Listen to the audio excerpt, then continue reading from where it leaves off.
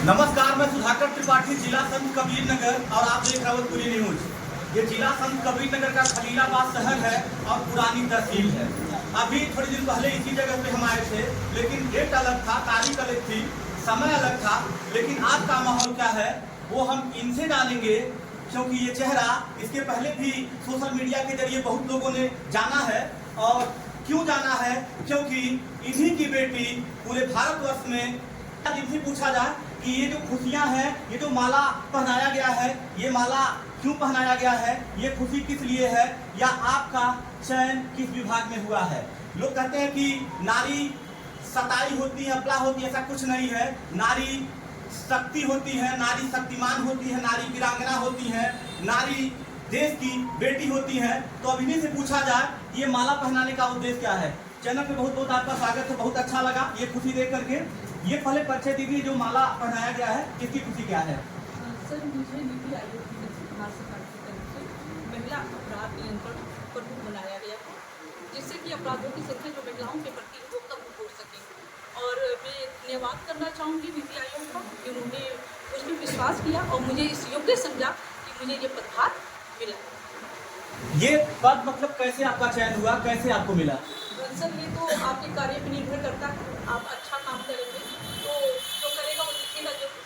तो ये फॉर्म भरे जाते हैं और उसमें जो पात्र होते हैं वो अपनी योग्यता से सिलेक्ट किए जाते हैं। तो उसमें ये मुझे सिलेक्ट किया। ये जो दायित्व आपको दिया गया है, इस दायित्व के तहत आप काम क्या करेंगी जो अन्य महिलाएं हैं मेरे संत कबीर नगर जिले, क्योंकि आप संत कबीर नगर जिला से हैं? जी जी, इसमें मैं 3 बिंदुओं पर काम करूँगी। सेफ्टी, प्रोटेक्शन, दूसरा राइट, अधिकार, और तीसरा जस्टिस। यानी सब महिलाओं को जो प्रोटेक्शन मिले, सुरक्षा मिले, ताकि वो ये जो स्वतंत्र जीवन है उसको जी सकें। कहीं आने जाने में उनको जो डर लगता है वो उनके लिए बहुत जरूरी है प्रोटेक्शन। दूसरा राइट, उनको अपने अधिकार पता होने चाहिए कि मेरे ये अधिकार है और मुझसे मेरे साथ कुछ भी गलत होगा तो मैं उस अधिकार के तहत मैं कानून के पास जा सकूँगी। अगर वो सही है तो उन्हें जस्टिस मिलना चाहिए और उन्हें न्याय मिलना चाहिए। उसमें मैं सहयोग करूँगी। और जो महिलाएं को न्याय नहीं मिल रहा है और उनका तक न्याय हुआ है तो मैं उनके साथ न्याय की आवाज़ बनकर खड़ी रहूँगी। महिला का थोड़ा सा अधिकार क्या है उसके विषय में थोड़ा सा अवगत कराइए। इसमें तमाम उनके अधिकार हैं जिसके तहत वो कानून की शरण ले सकती हैं। जैसे घरेलू हिंसा है, अगर उनका घरेलू हिंसा हो रही है तो वो अपनी आवाज़ जाके अपनी FIR दर्ज कराएं और उसमें आवाज़ उठाएं। दूसरा प्रोटेक्शन, तो खुद भी अपने आप जागरूक रहें कि हम कैसे सुरक्षित रह सकते हैं, और उस पर भी काम करना ही है ताकि हर महिला, हर बच्ची, हर जो भी है महिला वो सुरक्षा अनुभव करे। और राइट, तो अधिकारों के लिए उनको बहुत जागरूक होना है। जागरूक होना ही सबसे बड़ी चीज़ है और उसके लिए सबसे ऊपर है शिक्षा। अगर हम शिक्षित होंगे तो हमें राइट्स पता होंगे, और राइट पता होंगे तो हम सुरक्षित भी रहेंगे और हमें जस्टिस भी मिलेगा। तो शिक्षा पे काम होना जरूरी है, हमें अपने अधिकारों के बारे में जानना जरूरी है और उसके लिए लड़ना जरूरी है, अपनी बातों पर रखना जरूरी है जिससे उनको जस्टिस मिल सके। आप यहाँ से रह के काम करेंगी या कैसे काम करेंगी, इसको कैसे आप जागरूक करेंगी? सर, मैं दोनों तरह से काम करूँगी। मैं यहाँ रह के भी और फील्ड वर्क भी करके, जहाँ मुझे महसूस होगा कि मुझे बाहर निकल के उनका साथ देना चाहिए वहाँ पे बाहर भी निकलूँगी। और अगर यहीं से संभव हो पाएगा तो मैं बैठ के उनकी बातों को सुनूँ और उन पर आके उनकी बातों को पहुँचाऊँ, मैं वो भी करूँगी। मैं दोनों तरह से उन पर कार्य करूँगी और उन्हें न्याय दिलाने की कोशिश करूँगी। ये जो जिम्मेदारी मिली है, ये जिम्मेदारी पा करके अंदर से क्या खुशी महसूस हो रही है आपको? एक महिला होने को गर्व हो रहा है, क्योंकि एक महिला जो है, एक सहयोग के तहत मैं कहूँगी सभी महिलाओं से कि सबका साथ सबका विकास है। और महिला होने के नाते मुझे ये काम सौंपा गया, मुझे इस योग्य माना गया, तो इसके लिए मैं धन्यवाद करूँगी। और समस्त महिला समाज से मैं ये रिक्वेस्ट करूँगी कि वो साथ जुड़े।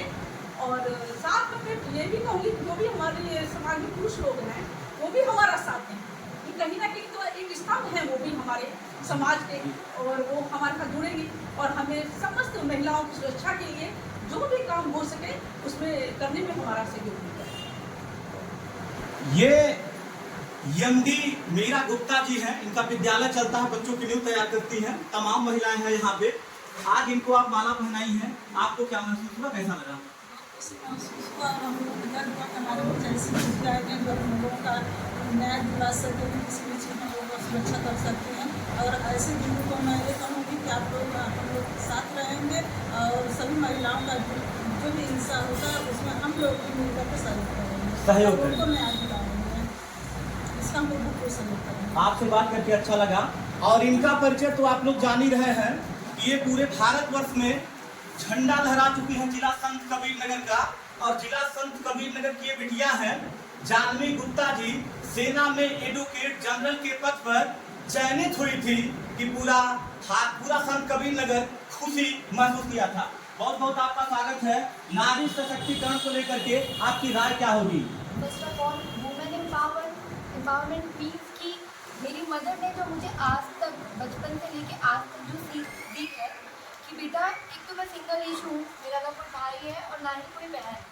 तो मेरी मदर ने मुझे एक चीज़ हमेशा बचपन से जो सिखाई है वो ये है कि नारी को सम्मान की ज़रूरत है और सम्मानता की भी ज़रूरत है। इक्वालिटी एंड डिग्निटी जो वुमेन का एक आधार है, तभी उसकी नींव और उसका जो फिगर है, उसकी जो इमेज है, तभी जागरूक हो पाएगी जब वो अपने राइट्स को जानेगी और जब वो जानेगी कि क्या उसके लिए सही है और क्या उसके लिए गलत है। और मेरी मदर ने मुझे हमेशा ये चीज़ इस तरीके से समझाई कि जब तुम अपने एजुकेशन फील्ड में बहुत जागरूक होगी, बहुत अच्छे से अपनी एजुकेशन कंप्लीट करोगी, तभी जाके तुम्हें अपने राइट्स हर तरीके से पता चलेंगे। और लड़कियों के लिए समानता बहुत ज़्यादा जरूरी है, बहुत ही ज़्यादा जरूरी है।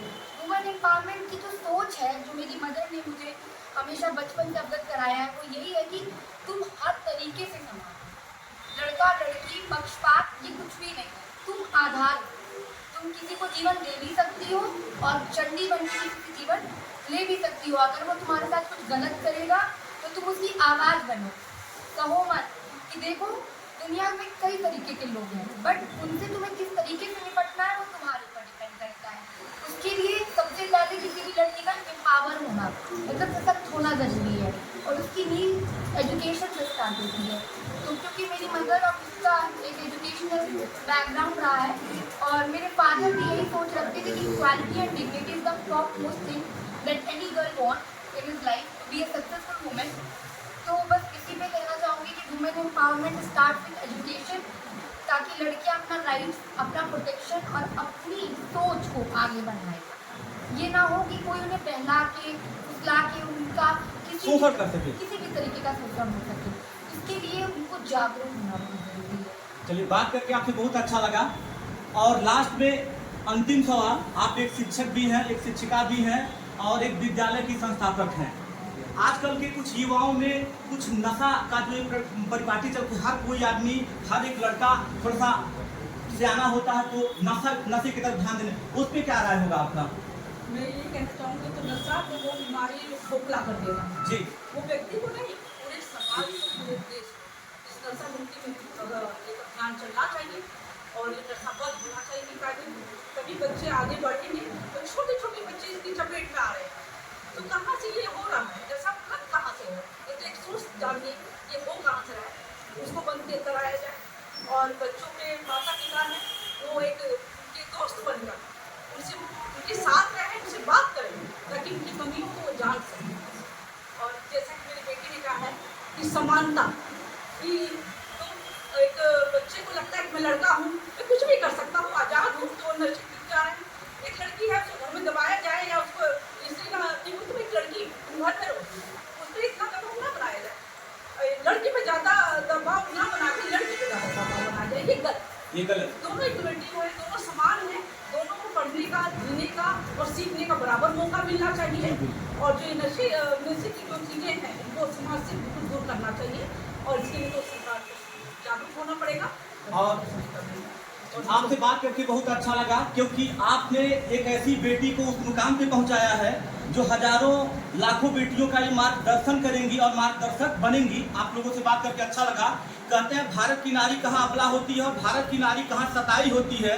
भारत की नारी को देखा जाए तो रानी लक्ष्मीबाई और प्रेम की दीवानी सीता माई होती है। तो ये मेरे भारत की नारियों का इतिहास रहा है और नारी का सम्मान करने में हमको और आप सब लोगों को जागरूक होना चाहिए, क्योंकि हमारे घर में भी बहन बेटियां हैं और आप लोगों के घर में भी बहन बेटियां हैं। तो ये जहां तक हो सकेगा नारी का अधिकार बताएंगी। बात करके आप सभी लोगों से बहुत अच्छा लगा। मैं सुधाकर त्रिपाठी, जय हिंद।